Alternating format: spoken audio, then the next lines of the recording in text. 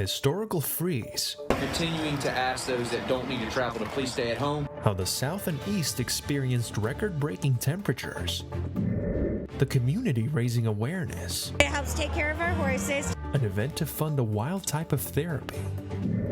And behind the scenes. Nick's been hands-on with me, he's been helping me out very much, and I'm learning a lot. Sideline presents how one of FIU's basketball nights is brought to life. These stories and more coming up on Newsbreak. Hello, South Florida. I'm Rachel Quendo. And I'm Sara Mallorca. Today is Monday, February 2nd, 2026. Live from the Lee Caplin School of Journalism and Media in North Miami, this is Caplin News. The cold continues to spread all over the southeast, and it's something they haven't experienced in years. With South Florida waking up in the 30s today, temperatures continue to hit extreme lows this morning, with more than 200 million people under cold alerts nationwide. Meanwhile, the southeast faces historic levels of snow. Road conditions are hazardous, with the alerts instructing people to stay at home unless travel is necessary. The frigid temperatures and winds have also brought more snow and ice, which southern regions are normally not equipped for. Most people aren't going out just because we don't even have the, gear, the coats and the gloves and stuff to handle being outside when it's this cold. The winter storm's reach extends as far south as Florida, with areas like Tampa experiencing snow flurries. The cold weather is expected to continue throughout the week. Protests against ICE continue this morning after the fatal shooting of Alex Preddy. And as Caplin Adrian Diaz-Alejo reports, FIU took part in its own demonstration. What do we want? ICE on campus! What do we want? ICE on campus! Following the rising tensions nationwide against ICE, FIU students are gathered once again to protest against FIU PD and their connections with ICE. Alongside with faculty, alumni, and local community members, protesters took to the lawns, voicing their disapproval of Bill 287G and concerns as ICE continues their activities. Sarah, a student organizer from the group Icebreakers, asserts these thoughts. This protest comes after the murder of Alex Preddy and Renee Good. I think people are seeing that if it can happen to a U.S. citizen, what's going to happen to them? All the violence you've seen in Minnesota, I think it's really sparked up something here. People realize that it's happening in our communities too. Attendees followed by taking turns standing and expressing what they are facing to the crowd within the lawns and those outside of it who are listening. I've come from a Mexican-American family, and it's not only atrocious to watch as my own family has to worry about their safety, but also others. It's so hard to ignore when you live in the middle of it, and just what's happening is atrocious and it's terrible. Ultimately, Icebreakers alongside the protesters anticipate positive results from these demonstrations. The demand is to terminate the 287G agreement. It is an agreement that allows campus police to be deputized as ICE agents on campus. We used to have flags up in the GC Center. Those flags have been taken down. International students and immigrant students make up what this campus is. The demonstration remained peaceful throughout its entirety. Reporting for Caplin News, I'm Adrian Diaz-Alejo. Before the cold front took over Tampa Bay, residents came together to celebrate an event called Gasparilla. Caplin's Gianna Agostino has more. Right now, Tampa Bay may feel calm, and streets similar to this one are quiet, but that steady feeling won't last long as thousands of people from across the state of Florida trickle in for one of Tampa's biggest parades of the year. In just a few hours, we're going to see roads just like this filled with pirates, beads, and thousands of people who are ready to watch the legendary Gasparilla ship set sail. And you know what? Tampa Bay is ready because Gasparilla is here. You know, Gasparilla is everything you hope Tampa would be. It's just such a beautiful experience to come together and just experience this with so many people and experience what Tampa is all about. And I love it. And I just love, we come every year. It's been a tradition for our family. So every year we come here, every year we enjoy this. Every year it's a tradition of what we do and just who we are. It's part of the Tampa experience. While some families have made Gasparilla a tradition for generations, others are just now discovering it for the very first time. My first Gasparilla, not from Tampa. I just moved here about 6 months ago, so this is my first experience here in town. I moved out here from Phoenix, Arizona. This is one of the coolest spots I've been so far. We're just gonna soak in the city, see where everything leads us. We're gonna watch the invasion as it comes in, and then maybe hit Sparkman Wharf for a little bit of food and watch some entertainment later on. From flying beads to full-on pirate takeovers, Gasparilla proves once again why this is Tampa's longest living tradition, and it's that Tampa knows just how to celebrate. I'm Gianna Agostino reporting for Caplin News. It's Groundhog Day today, and it looks like this turtleneck isn't going anywhere anytime soon. The groundhog has their say for what weather is to come. The ceremony was hosted this year in Pennsylvania. According to tradition, the weather in the upcoming weeks is determined by whether the groundhog sees a shadow, and today it's been announced that Phil, the groundhog, saw his shadow, meaning that there are 6 more weeks of cold weather to follow. A night of country music and community support with a bigger purpose. Caplin News reporter Patrick Lober shows us how this Wild West tradition is helping fund life-changing programs. We're here in Weston at the Megan Morency Wild West Night, where the community came together to enjoy some food, some live music, and a cause to help out the community of South Florida. Boots, cowboy hats, and horses with a fundraising charity event at the heart of it all. Events like this bring people together. It brings awareness, and when you get in front of 1,200 people like this, they learn about us and our mission. Denise Panarello looks forward to this night every year. As the president of Bit by Bit, a nonprofit organization that provides equine therapy to people of all ages, it allows them to continue to provide this service at no cost. It helps take care of our horses to maintain their health and well-being so they can be excellent therapy partners to children with special needs. This is the 15th year honoring the legacy of Megan Morency. Her family created this annual event at the Green Glade Ranch after her tragic death in 2003. Since then, the Wild West Night provides a platform for nonprofit organizations like Bit by Bit to raise funds. We have live auctions and silent auctions, and they get to bid on different items, activities, trips. People could find jewelry, guitars, and art made with a special purpose. George Rodez donated his paintings as a way to give back to the community. This helps the less fortunate people, the people who don't really have the means to be able to afford this kind of help that is provided by the funds that are raised here. As each item found its new home, attendees smiled knowing their purchases were making a meaningful impact beyond the night's festivities. Every dollar raised here provides resources to these programs and those who need it. Reporting in Weston, I'm Patrick Glover for Caplin News. Don't go anywhere, because up next we have the sideline with Nicola Esper. That's still ahead, and so is this story.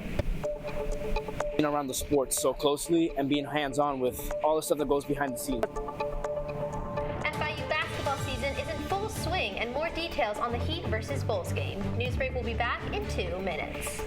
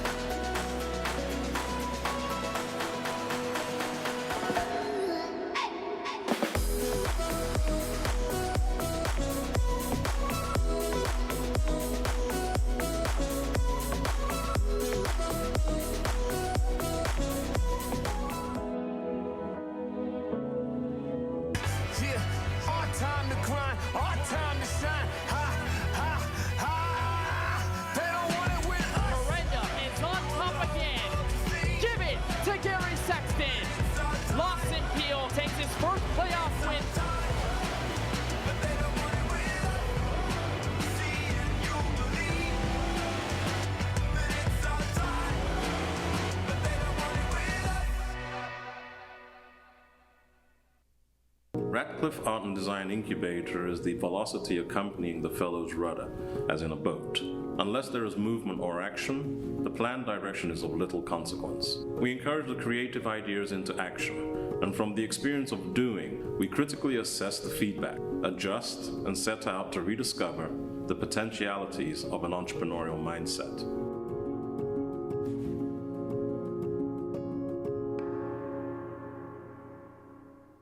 STEM is precise, no margin for error.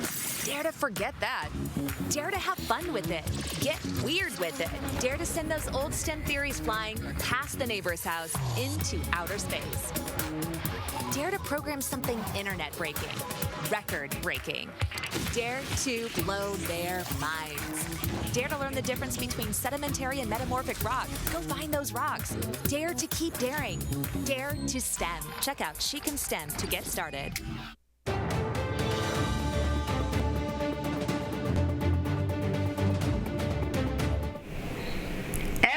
The FIU basketball team plays, there's actually a second game going on behind the scenes. Sideline today begins with a look at men's basketball.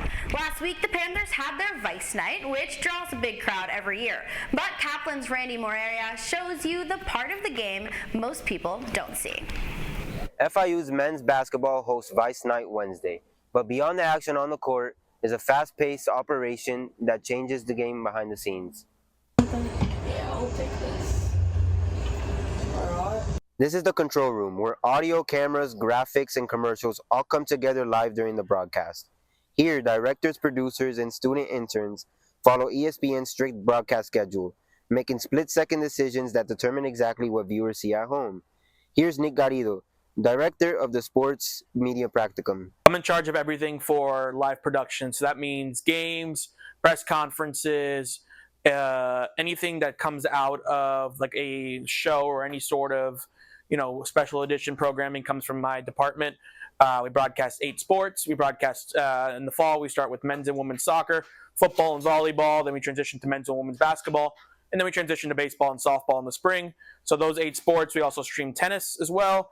And I need post-game press conferences, pre-game press conferences during the week. Media personnel are given exclusive access to the court and inside designated suites, allowing them to work efficiently throughout the game. Being around the sports so closely and being hands-on with all the stuff that goes behind the scenes. It's only been my 3rd game, but so far Nick's been hands-on with me. He's been helping me out very much, and I'm learning a lot. So, I can't ask for anything better than that. From the stands to the control room, it takes a full team to bring FIU basketball to the national stage. Reporting live from the Ocean Bank Convocation Center, for Caplin News, I'm Randy Moreira. Inter Miami continues on the road for the Champions Tour after defeating Atlético Nacional in Colombia. The game started off with Atlético's Juan Rengifo scoring in the 26th minute before Luis Suarez tied the game after halftime. But then came an own goal to finish the game. The final score was Inter Miami 2, Atlético Nacional 1. Inter Miami will now head to Ecuador to face Barcelona de Guayaquil on Saturday at 7 p.m. And over on the court last night, the Chicago Bulls might have brought the cold temperatures to South Florida, but they couldn't stand the Miami Heat.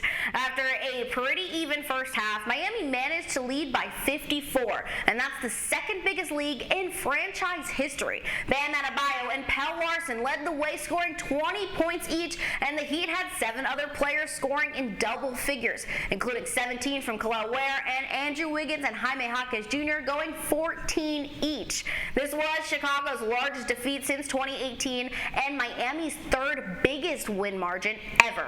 The final score, Heat 134, Bulls 91, and the Heat will host the Atlanta Hawks tomorrow night. On Saturday, the Panthers, shorthanded and up against it, just couldn't come close at home. Florida led 1-0 entering the 3rd despite missing Brad Marchand, Anton Lundell, and Seth Jones. But Winnipeg struck twice late, with Mark Schleifke scoring the go-ahead goal with just over 4 minutes left in the 3rd period. The final score from Sunrise, which Jets 2, Panthers 1, and the Ice Cats look to bounce back at Amerant Bank Arena tonight at 7 p.m. I'm Nicolette Esper, and this has been The Sideline. Sarah and Rachel will be right back after this.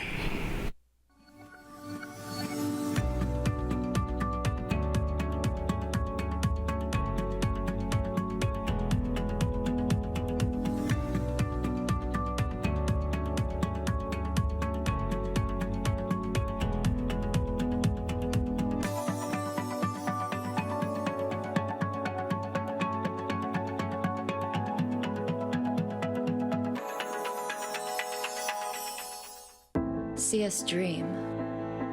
See us remember. See us protest. You matter. Your feelings matter. Your identity Identity matters. Everything about who you are matters. See us fight back. See us rebuild. See us shatter stereotypes. See us inspire. See us united. See us now. There are 16 million children struggling with hunger in America.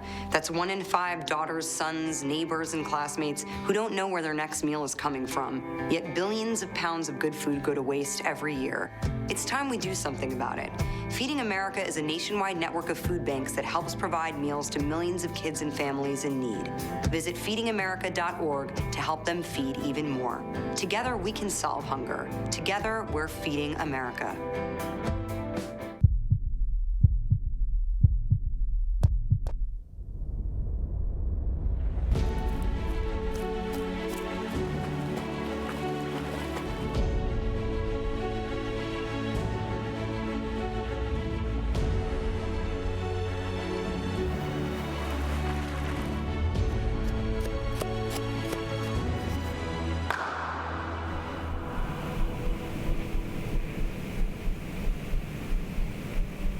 That's all the time we have for Newsbreak. I'm Sara Mallorca. I'm Rachel Quendo. Get more news anytime at caplinnews.fiu.edu.